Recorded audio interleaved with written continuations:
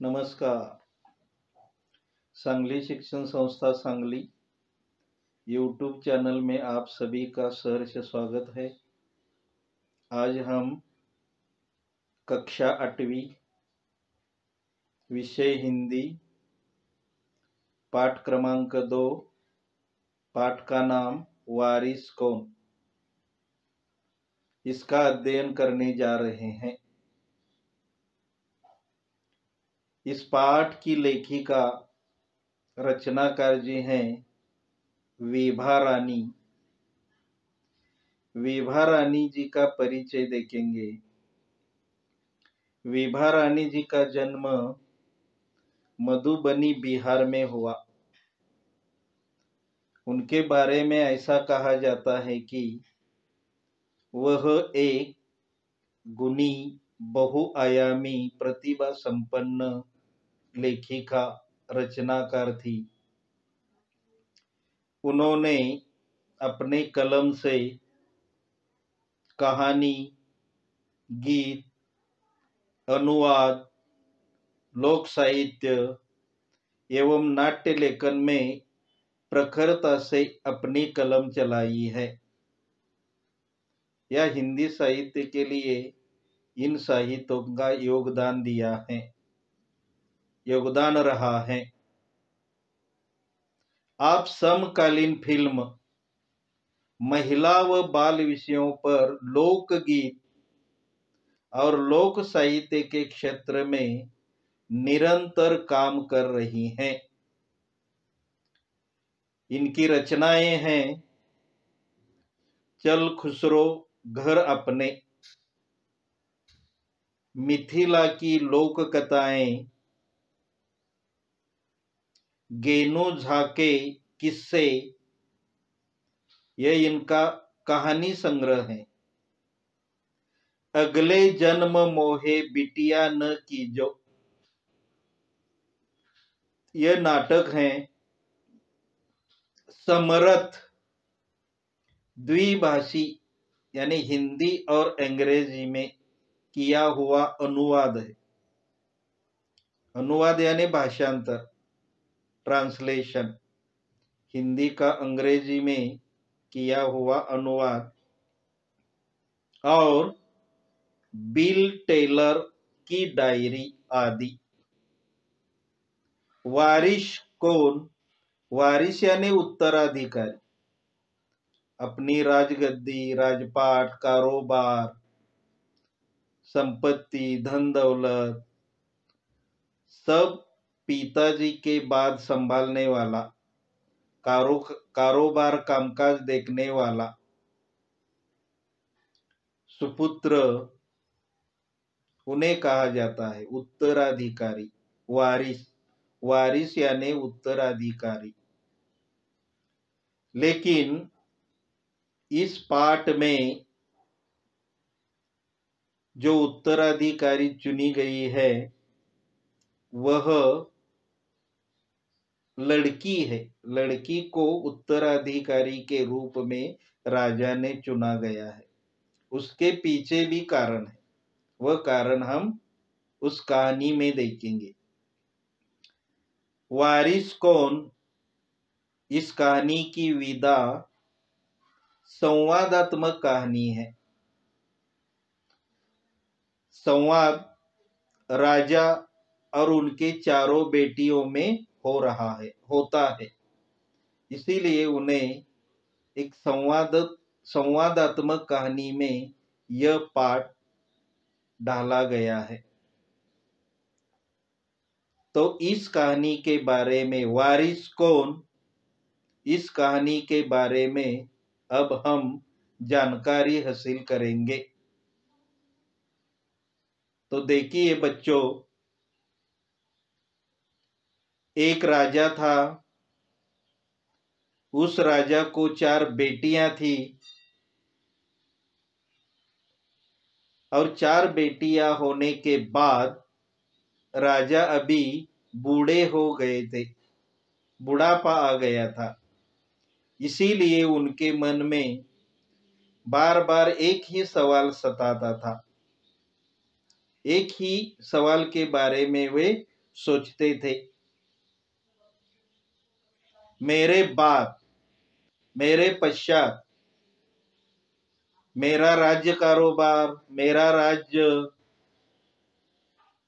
राजपाट, राजगद्दी कौन संभालेगा?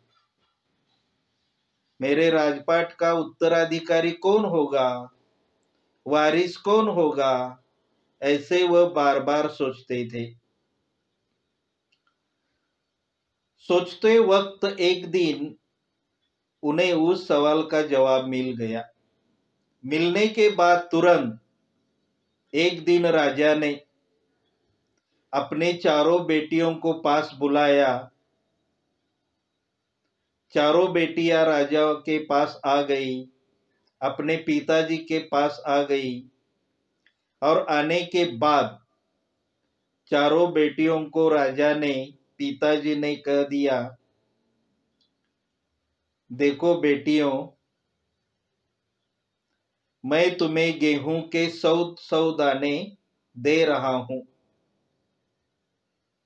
और यह 100 दाने, गेहूं के 100 दाने मुझे 5 साल पूरे होने के बाद आपको देने हैं, या मैं उन गेहूं के दानों की मांग आपके पास करूंगा 5 साल पूरे हो जाने के बाद।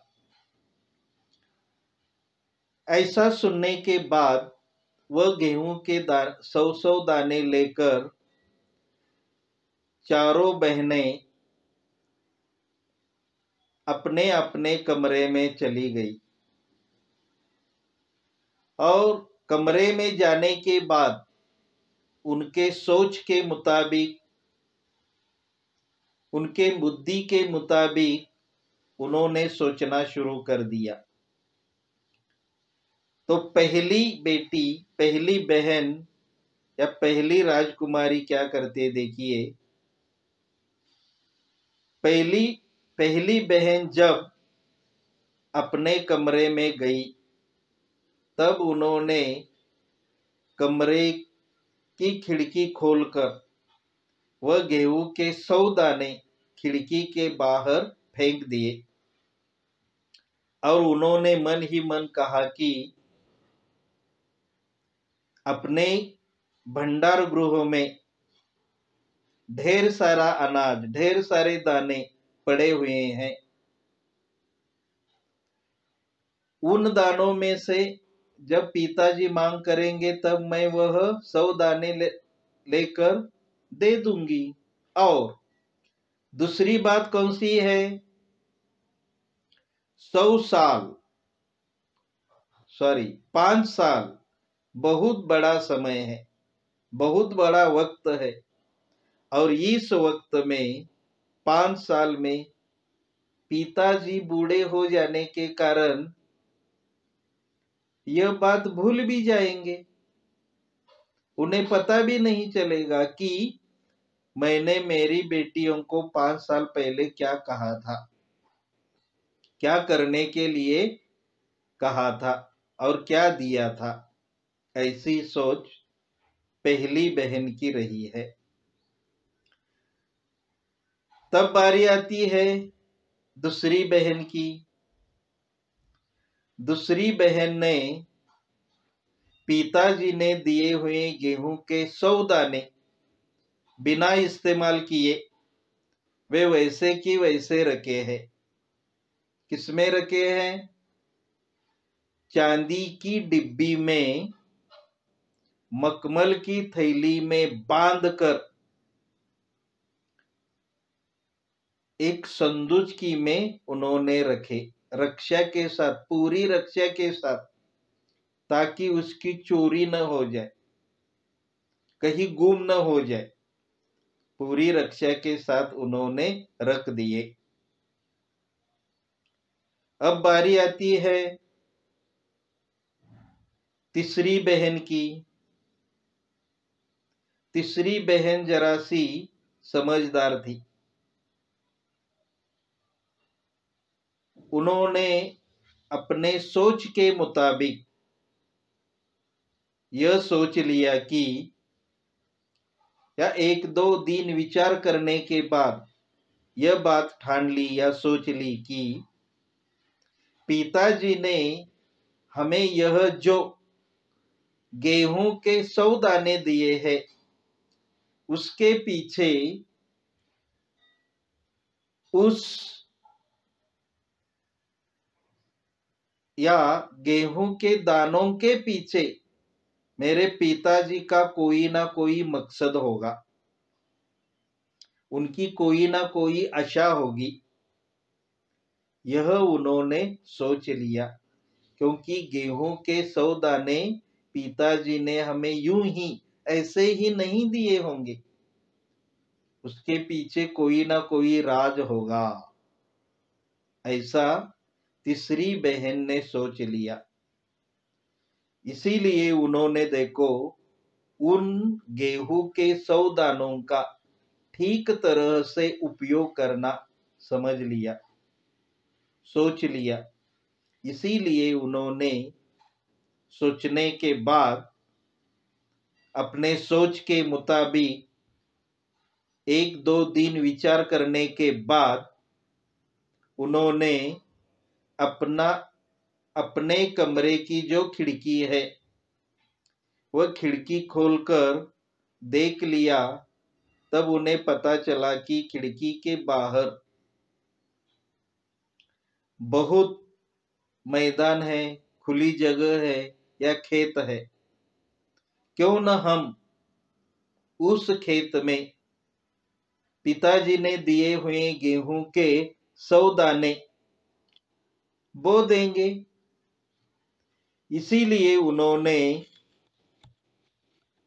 गेहूं के 100 दाने उस खेत में बो दिए। बोने के बाद कई दिन बीतने के बाद उस गेहूं के दाने को अंकुर फूट गए, अंकुर आने लगे।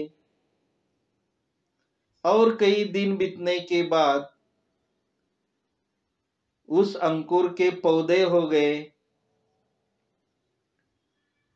और कई समय बीतने के बाद, दिन बीतने के बाद उस पौधों को बालियां आने लगी और बालियों में गेहूं के दाने भरने लगे। ऐसे करते करते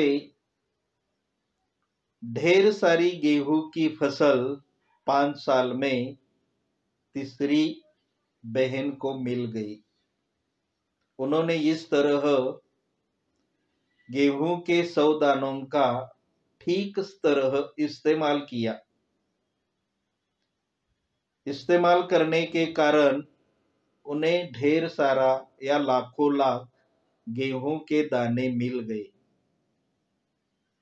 तो देखेंगे सबसे छोटी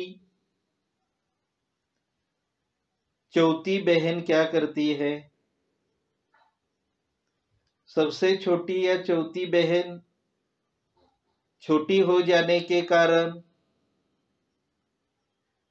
उम्र के कारण वह जरा सी चंचल थी, उनका मन चंचल था, उसकी सोच भी छोटी थी, चंचल थी। उसके मुताबिक उन्होंने गेहूं के दाने भून कर खाए, क्योंकि चौथी बहन को गेहूं के दाने भून कर खाने का या भुने हुए दाने उसे खाने में बहुत रुचि थी।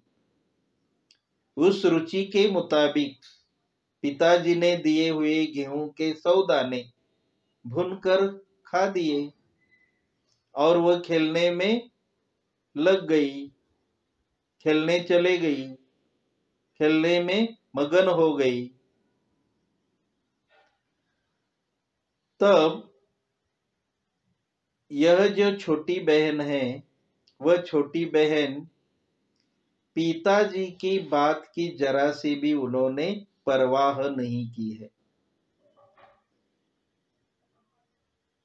बेपरवाही से उन्होंने वह पिताजी ने दिए हुए गेहूं के 100 दानों का इस्तेमाल किया।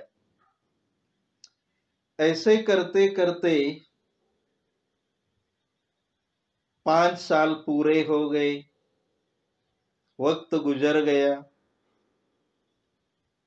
5 साल समीप नजदीक आ गया और 5 साल खत्म हो जाने के बाद तुरंत राजा ने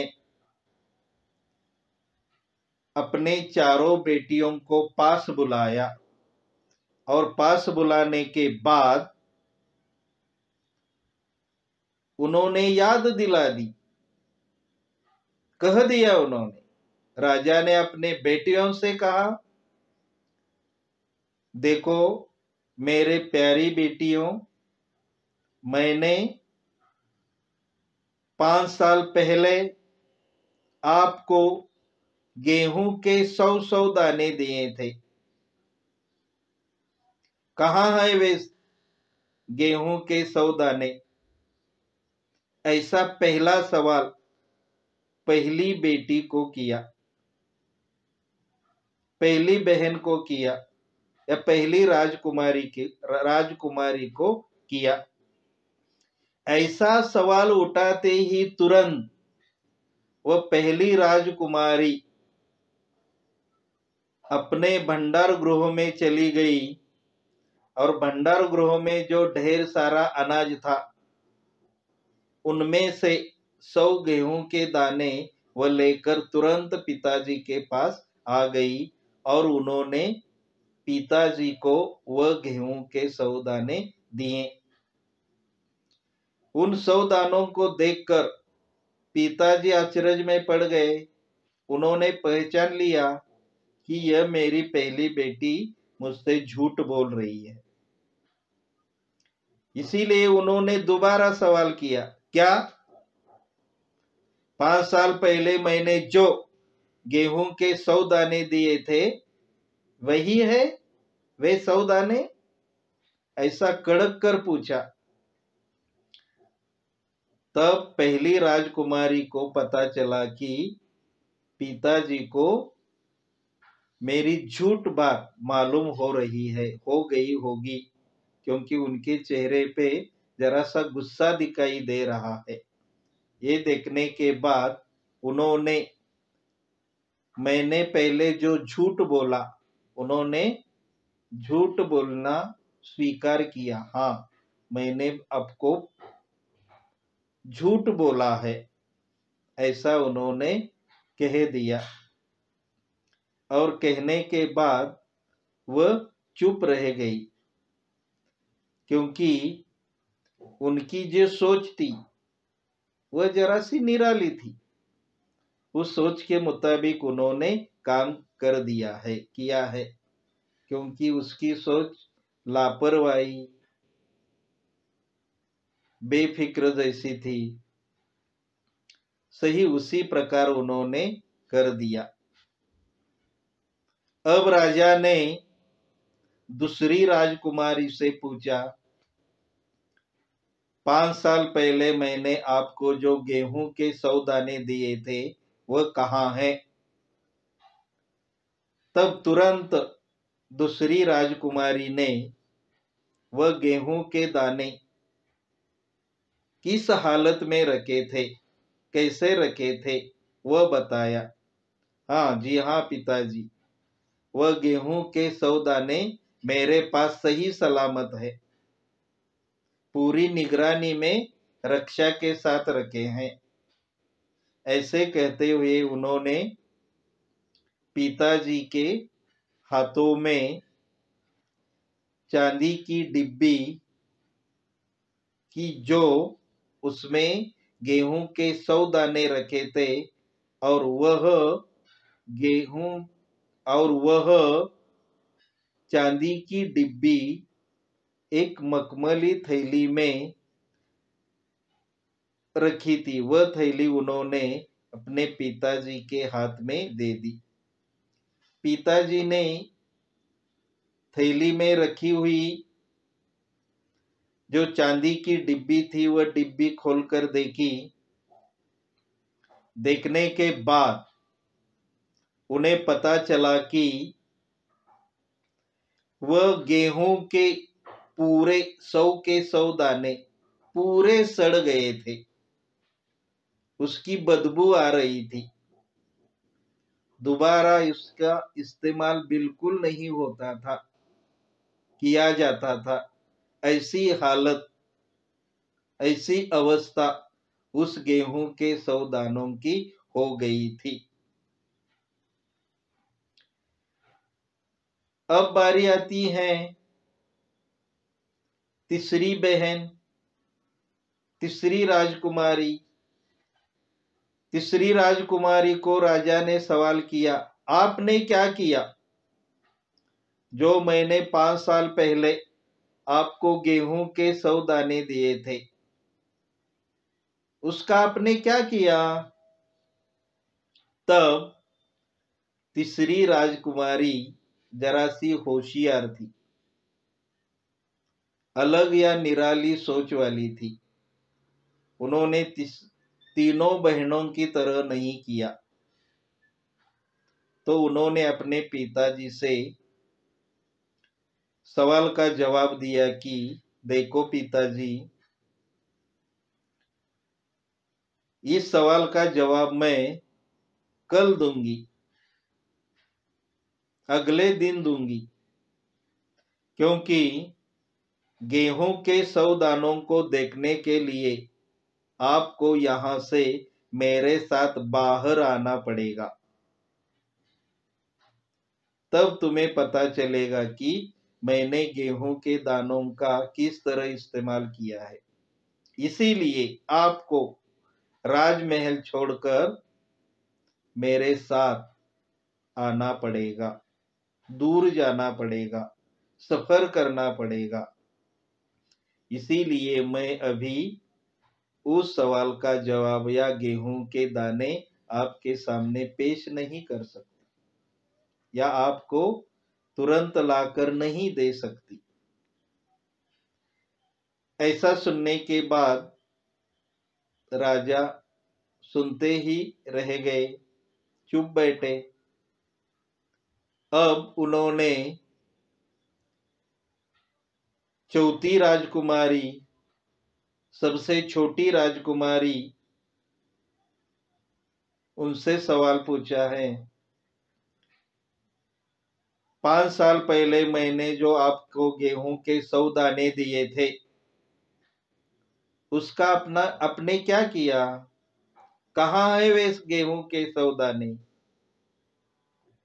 तब उन्होंने छोटी होने के कारण, लाड़ प्यार में पलने के कारण, उनके अंदर चंचलता होने के कारण, चंचलता के मुताबिक उन्होंने कह दिया, क्या पिताजी, अब भी ना, अपने भंडार गृह में ढेर सारा अनाज पड़ा हुआ है, बहुत अनाज है, और आप छोटी छोटी बातों पर सवाल करते हैं, दुविधा में पड़ते हैं, चक्कर में पड़ते हैं। यह आपको ठीक नहीं लगता, यह ठीक नहीं है।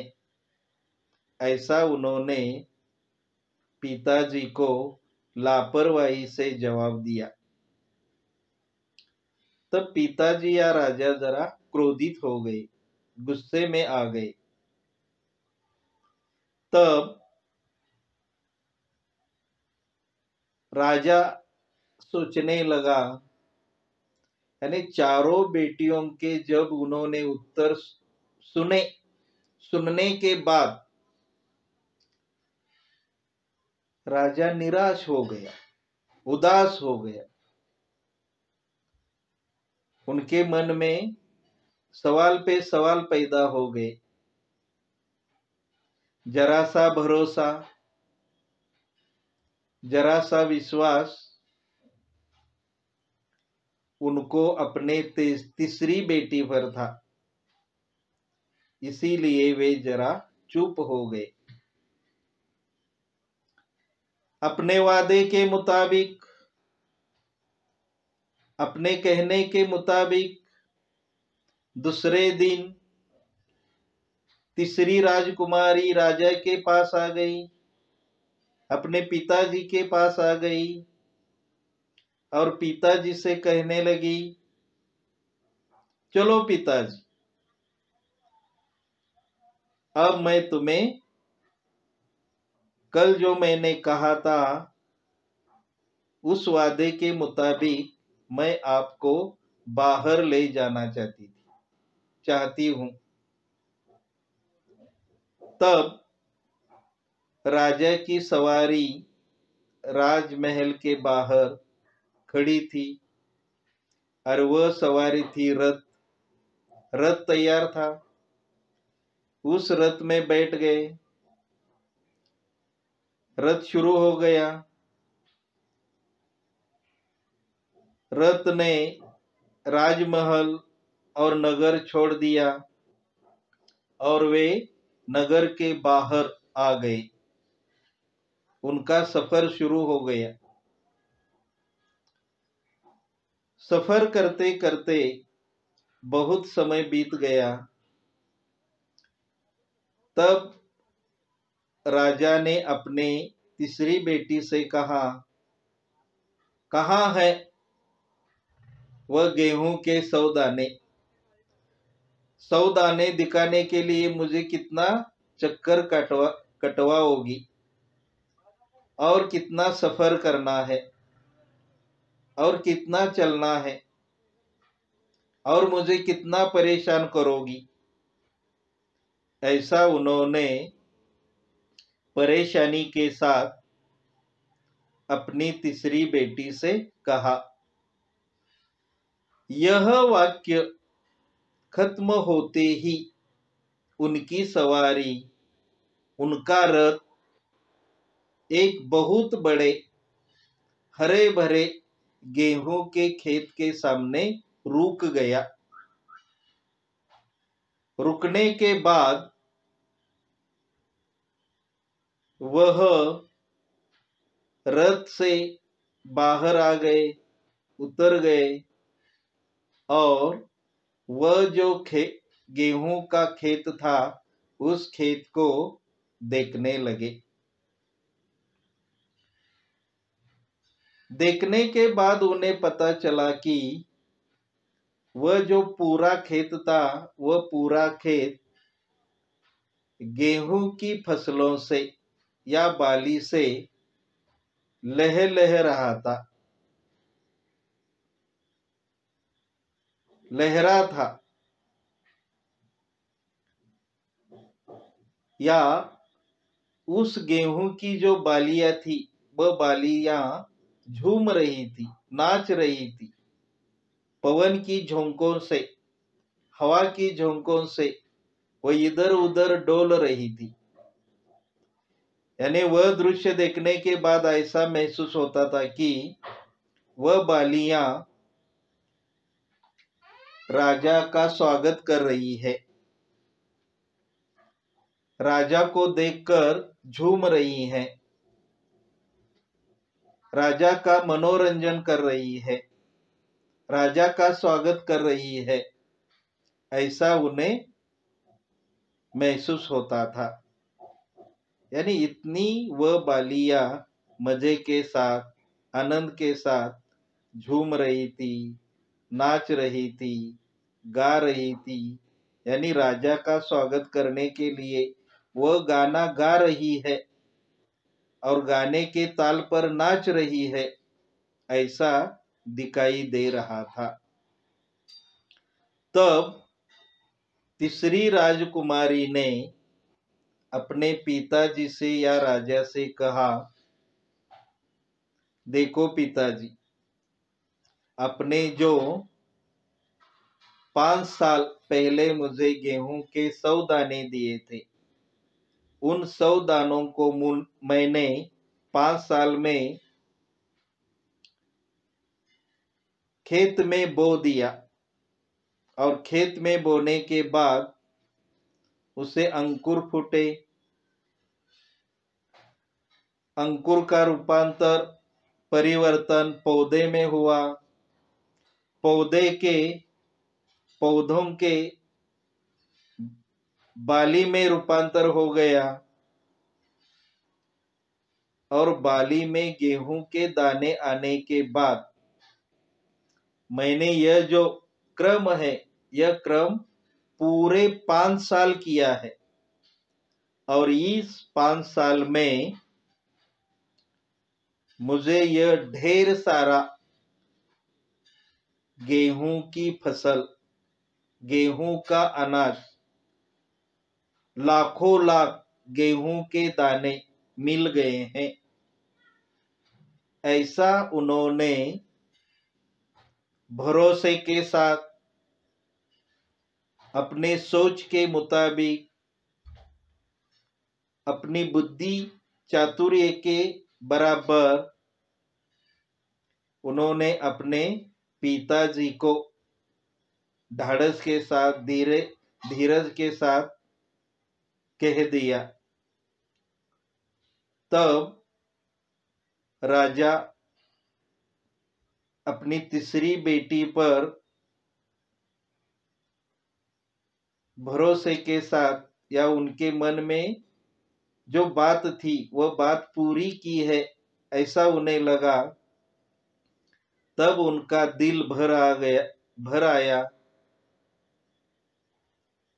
उन्होंने तीसरी बेटी को गले लगाया, उसका आदर किया और गले लगाने के बाद कहा, देखो बेटी, मुझे तुम पर भरोसा था, मुझे सिर्फ तुम पर ही यकीन था और तुम पूरे भरोसे के साथ उन्होंने अपना काम कर दिया है। इसीलिए अब मुझे ऐसा लगता है कि अब मैं निश्चिंत हो गया हूं, क्योंकि मेरा राज कारभार, मेरा राज्य, मेरी राजगद्दी, मेरा राजपाट चलाने के लिए मेरी तीसरी बेटी तैयार है। वह मेरा भरोसा पूरा करेगी, मुझे इसमें जरा सा भी शक नहीं है। इसीलिए मैं अब निश्चिंत हो गया हूं। ऐसा उन्होंने अपने तीसरी बेटी से कहा। तब तीसरी बेटी का गला भर आया और उसके साथ साथ उन्हें आनंद भी हो गया, क्योंकि पिताजी ने मुझ पर भरोसा जताया है। यह सुनकर और तीसरी बेटी को अपने पास बुलाकर पीठ थपथपाते हुए कहा, मेरे राज्य कारोबार का, मेरे राजपाट का, राजगद्दी का उत्तराधिकारी मिल गया है, वारिस मिल गया है और वह वारिस है, वह उत्तराधिकारी है मेरी तीसरी बेटी, मेरी तीसरी राजकुमारी।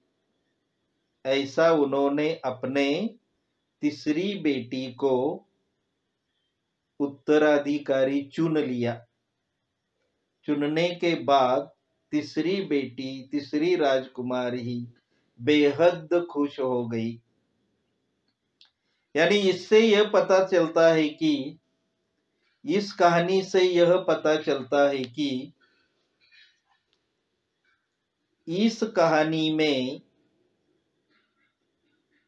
हमें यह ज्ञात होता है, यह बोध मिलता है, यह सीख मिलती है कि अपने पास जो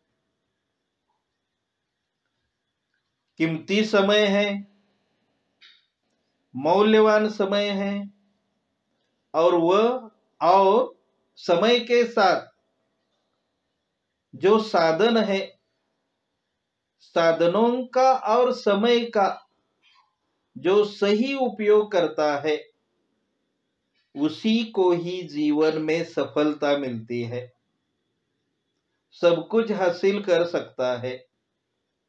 इसीलिए हमें हमारे पास जो साधन है, जो समय है, उसका सही ध्यान देकर इस्तेमाल करना चाहिए अपनी मंजिल तक पहुंचने के लिए, अपने ध्येय या टारगेट तक पहुंचने के लिए। समय बहुत कीमती है, समय बहुत मूल्यवान है। अंग्रेजी में कहा जाता है टाइम इज मनी। इसीलिए समय और साधनों का इस्तेमाल करो। और ऐसा भी कहा जाता है, देखो, बहती गंगा में हाथ धोने का काम करो, तब आपको जीवन में सफलता मिलेगी, सब कुछ हासिल कर पाओगे, तुम्हारे मंजिल तक, ध्येय तक आप पहुंच सकते हैं। इसीलिए समय का और अपने पास जो साधन है, उस साधन का इस्तेमाल करो और जीवन की राह पर चलते रहो। तब आप जीवन की राह पर बड़ी आसानी से बिना रुके पहुंच सकते हैं। इसीलिए जरा अच्छा कौन सा है, बुरा कौन सा है, क्या करने से क्या फायदा होगा, क्या लाभ होगा, हानि होगी, यह भी सोचना चाहिए। अपनी संगत किसके साथ होनी चाहिए, यह भी सोचना चाहिए। बुरी संगत और अच्छी संगत का नतीजा क्या होता है, यह भी सोचना चाहिए। तब आप एक अच्छा छात्र, गुड स्टूडेंट बन सकते हैं और आपको आप पर पाठशाला का, अपने परिवार का, अपने माताजी और पिताजी का आप पर पूरा भरोसा होता है। यही सबक, यही सीख, यही बात हमें विभा रानी, इस प्रतिभा संपन्न बहुआयामी लेखिका के द्वारा वारिस कौन इस संवादात्मक कहानी में मिलती है। अच्छा, धन्यवाद, शुक्रिया।